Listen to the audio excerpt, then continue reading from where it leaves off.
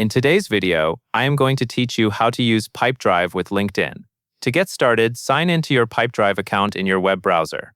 The goal here is to connect LinkedIn to Pipedrive by installing an integration from the Pipedrive marketplace.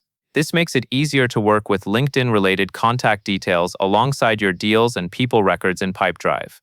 Once you are in Pipedrive, open the Pipedrive marketplace. You can usually find it from the main menu or your Tools and Apps area depending on your layout. The marketplace is where Pipedrive lists approved add-ons and integrations that extend what your account can do. Inside the marketplace, go to the search bar and type in Link Match, or search using keywords related to LinkedIn. As you search, look for an app that clearly references LinkedIn matching or LinkedIn data support.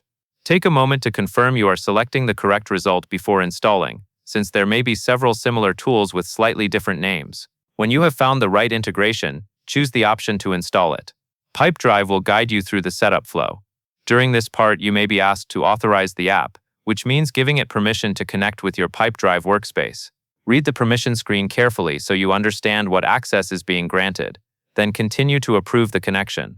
After the authorization finishes, the app will be installed, and your LinkedIn connection will be ready to use with Pipedrive. At this point, you can return to your Pipedrive account and begin working with the integration as intended. If you do not see changes immediately, refresh your browser tab once, or navigate away and back, since some integrations take a moment to fully appear after installation. From here, you are set up, and LinkedIn is ready for your Pipedrive environment through the installed Marketplace app. And that is all there is to it.